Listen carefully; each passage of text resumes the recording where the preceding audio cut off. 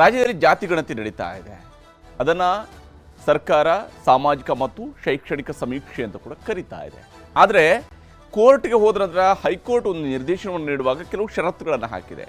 ಮಾಹಿತಿಯನ್ನು ವಿನಿಮಯ ಮಾಡುವಂಥದ್ದು ಸಾರ್ವಜನಿಕರು ವಿನಿಮಯ ಮಾಡುವಾಗ ಅದು ಅವರು ಸ್ವಯಂ ಪ್ರೇರಿತವಾಗಿ ವಿನಿಮಯ ಬೇಕಿದ್ರೆ ಮಾಡ್ಕೊಳ್ಬೋದು ಅಂತ ಹೇಳಿದರು.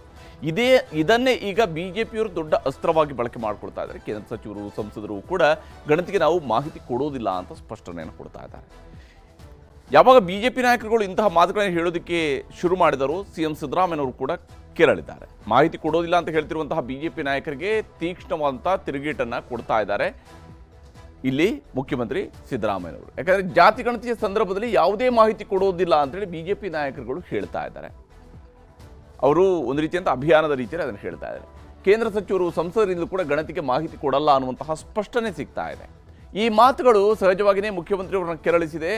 ಅವರು ಈಗ ಬಿಜೆಪಿ ನಾಯಕರುಗಳ ಹೇಳಿಕೆಗಳಿಗೆ ತಿರುಗೇಟನ್ನು ಕೊಡ್ತಾ ಇದ್ದಾರೆ. ಸಿಎಂ ಸಿದ್ದರಾಮಯ್ಯನವರು ಮಾಹಿತಿ ಕೊಡಲ್ಲ ಅಂತ ಹೇಳ್ತಿರುವಂತಹ ಬಿಜೆಪಿ ನಾಯಕರಿಗೆ ಮುಖ್ಯಮಂತ್ರಿ ಸಿದ್ದರಾಮಯ್ಯನವರು ಅತ್ಯಂತ ತೀಕ್ಷ್ಣ ಸ್ವರೂಪದಲ್ಲಿ ತಿರುಗೇಟು ಕೊಡ್ತಾ ಇದ್ದಾರೆ. ಹಾಗಾದರೆ ಬಿಜೆಪಿ ನಾಯಕರು ಹೇಳ್ತಿರುವಂತಹ ಮಾತೇನು, ಅವರ ವಾದ ಎಂಥದ್ದು ಅನ್ನೋದನ್ನು ನಿಮಗೆ ಮೊದಲಿಗೆ ಅವರ ಮಾತುಗಳಿಂದಲೇ ತೋರಿಸ್ತೀನಿ. ಮತ್ತು ಇವ್ರು ಯಾವ ಆಧಾರದ ಮೇಲೆ ಇವ್ರ ಇನ್ಕಮ್ಮು ಇತ್ಯಾದಿ ಎಲ್ಲ ಕೇಳ್ತಾರೆ, ಅದಕ್ಕೆ ನಾನಂತೂ ಡಿಸೈಡ್ ಮಾಡಿ ನಾನು ಕೊಡಲ್ಲ. ನಾನು ಯಾವುದೇ ರೀತಿಯಾದಂಥ ಮಾಹಿತಿಯನ್ನು ಅವ್ರು ಬಂದ್ರೆ ನಾನಾತು ನಮ್ಮ ಮನೆಯವ್ರಿಗಾತು ಕೊಡಲ್ಲ. ನಾನಂತೂ ಈ ಜಾತಿ ಸಮೀಕ್ಷೆಯಲ್ಲಿ ಭಾಗವಹಿಸೋದಿಲ್ಲ. ಇದನ್ನು ನಾನಂತೂ ಬಹಿಷ್ಕಾರ ಮಾಡ್ತಾ ಇದ್ದೀನಿ. ನಾನು ರಾಜ್ಯದ ಜನತೆಯಲ್ಲೂ ಮನವಿ ಮಾಡೋದು ಅಂತಂದರೆ, ರಾಜಕೀಯ ದುರುದ್ದೇಶದಿಂದ ಕೂಡಿರುವಂಥ, ಸರಿಯಾದಂಥ ಪ್ರೊಸೀಜರ್ನಿಂದ ಮಾಡಲಿಕ್ಕೆ ಹೊರಟಿಲ್ದಲೇ ಇರುವಂಥ, ಕಾನೂನು ಬಾಹಿರವಾಗಿರುವಂಥ, ಯಾವುದೇ ನಿಮ್ಮ ದತ್ತಾಂಶವನ್ನು, ಪರ್ಸನಲ್ ಡೇಟಾವನ್ನು ಕರೆಕ್ಟಾಗಿ ಪ್ರೊಟೆಕ್ಟ್ ಮಾಡ್ತಾರೆ ಎನ್ನುವಂಥ ಖಾತ್ರಿ ಇಲ್ದಲೇ ಇರುವಂಥ ಈ ಜಾತಿ ಸಮೀಕ್ಷೆಯಲ್ಲಿ ರಾಜ್ಯದ ಜನತೆ ಕೂಡ ಭಾಗವಹಿಸಬಾರದು. ಈ ಜಾತಿ ಸಮೀಕ್ಷೆಯನ್ನು ಬಹಿಷ್ಕಾರ ಮಾಡಬೇಕು. ಈ ಮಾನದಂಡ ಸಿಕ್ಕಿದ್ರೆ ನೋಡಿ, ನಿಮ್ಮ ration card, auto rickshaw loan, self loan, ನಿಗಮಗಳ ಲೋನು ಎಲ್ಲನೂ ಕಟ್ ಮಾಡಾಕಿರ್ತಾರೆ. ಇವ್ರು ಮಾಡ್ತಾ ಇರೋದು ಕಾಂಗ್ರೆಸ್ ಒಳ್ಳೇದು ಮಾಡೋದಕ್ಕಲ್ಲ. ಈ ಜಾತಿ ಸಮೀಕ್ಷೆ ಮಾಡ್ತಾ ಇರೋದು ಒಳ್ಳೇದಕ್ಕಲ್ಲ. ಮುಂದೆ ನಿಮ್ಮ ಏನೇನು ಸರ್ಕಾರದಿಂದ ಫ್ರೀಗಳು ಬರ್ತದೆ ಅದಕ್ಕೆಲ್ಲ ಕತ್ತರಿ cut cut cut cut cut. ಹೀಗೆ ಬಿಜೆಪಿ ನಾಯಕರು ಇದರ ವಿರುದ್ಧ ಒಂದು ಕ್ಯಾಂಪೇನ್ ಮಾಡ್ತಿದ್ದಾರೆ ಜಾತಿ ಗಣತಿ.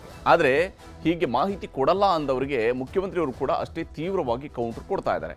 ಸಬ್ಕಾ ಸಾಥ್ ಸಬ್ಕಾ ವಿಕಾಸ್ ಅನ್ನೋರ ಆಂತರ್ಯದ ನಿಜ ಬಣ್ಣ ಬಯಲಾಗಿದೆ ಅಂತೇಳಿ ಮುಖ್ಯಮಂತ್ರಿಯವರು ತಮ್ಮ ಸೋಷಿಯಲ್ ಮೀಡಿಯಾ ಪ್ಲಾಟ್ಫಾರ್ಮ್ನಲ್ಲಿ ಬರ್ಕೊಂಡಿದ್ದಾರೆ. ಅದಕ್ಕೆ ಸಂಬಂಧಪಟ್ಟಂಥ ಮಾಧ್ಯಮ ಹೇಳಿಕೆಯನ್ನು ಬಿಡುಗಡೆ ಮಾಡಿದ್ದಾರೆ. ಸಮೀಕ್ಷೆ ಬಹಿಷ್ಕರಿಸುವಂತೆ ಕರೆ ನೀಡುವ ಮೂಲಕ ಜನರ ಎದುರು ಬೆತ್ತಲಾಗ್ತಾ ಇದ್ದಾರೆ ಬಿಜೆಪಿ ನಾಯಕರು ಅನ್ನುವಂಥದ್ದು ಮುಖ್ಯಮಂತ್ರಿಯವರು ಹೇಳ್ತಾ ಇರುವಂತಹ ಮಾತು.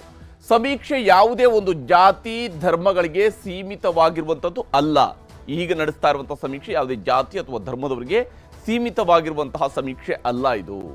ಇದು ಎಲ್ಲರನ್ನೂ ಕೂಡ, ಯಾರ ವಿರುದ್ಧವೂ ಅಲ್ಲ, ಎಲ್ಲರ ಪರವಾಗಿರ್ತಕ್ಕಂಥ ಸಮೀಕ್ಷೆ. ಇದು ಎಲ್ಲರನ್ನು ಒಳಗೊಳ್ಳುವಂತಹ ಸಮೀಕ್ಷೆ.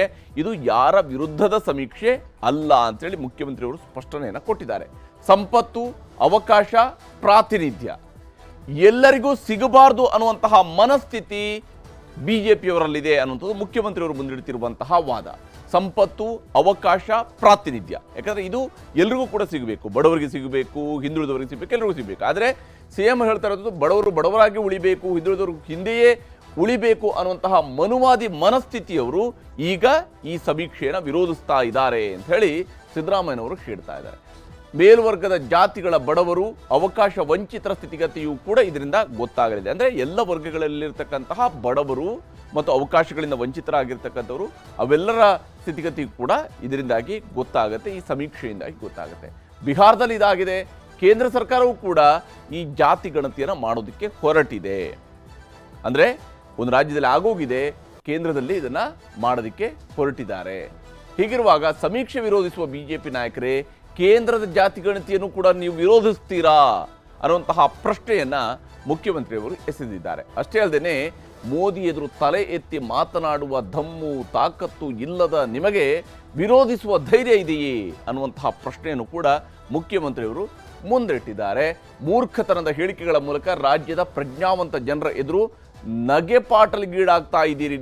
ನೀವು ನಗೆಪಾಟಲಿಗೀಡಾಗ್ತಾ ಇದ್ದೀರಿ ರಾಜ್ಯದ ಜನರ ಮುಂದೆ ಅಂತೇಳಿ ಮುಖ್ಯಮಂತ್ರಿಗಳು ತಮ್ಮ ಅಭಿಪ್ರಾಯವನ್ನು ವ್ಯಕ್ತಪಡಿಸಿದ್ದಾರೆ. ಮತ್ತು ಬಿಜೆಪಿ ನಾಯಕರ ಆತ್ಮವಂಚಕ ನಡವಳಿಕೆಯನ್ನ ರಾಜ್ಯದ ಜನತೆ ಅರ್ಥ ಮಾಡಿಕೊಳ್ಳಬೇಕು ಅಂತೇಳಿ ಅವರು ಮನವಿಯನ್ನ ಮಾಡಿಕೊಂಡಿದ್ದಾರೆ ರಾಜ್ಯದ ಜನರ ಜೊತೆಗೆ. ಮತ್ತು ಸಮೀಕ್ಷೆಯಲ್ಲಿ ಪಾಲ್ಗೊಂಡು ಸಂಪೂರ್ಣ ಸಹಕಾರ ನೀಡಬೇಕು ಅಂತೇಳಿ ಜನರಲ್ಲಿ ಕೇಳ್ಕೊಂಡಿದ್ದಾರೆ. ಯಾಕಂದರೆ ಇದು ಸಮೀಕ್ಷೆ ನಡೀತಾ ಇದೆ ಈಗಾಗಲೇ, ಆ ಸಮೀಕ್ಷೆಗೆ ಸಂಪೂರ್ಣ ಸಹಕಾರವನ್ನು ಕೊಡಿ ಅಂತ ಹೇಳುವಂತಹ ರೀತಿಯಲ್ಲಿ ಸಿದ್ದರಾಮಯ್ಯನವರು ಕೂಡ ಮನವಿ ಮಾಡಿಕೊಂಡಿದ್ದಾರೆ. ಹೀಗೆ ಮಾಹಿತಿಯ ಕದನ ಈಗ ನಡೀತಾ ಇದೆ. ಯಾಕಂದರೆ ಮಾಹಿತಿ ಜನ ಕೊಟ್ಟರಷ್ಟೇ ಸರ್ಕಾರಕ್ಕೆ ಮಾಹಿತಿ ಸಿಗುತ್ತೆ.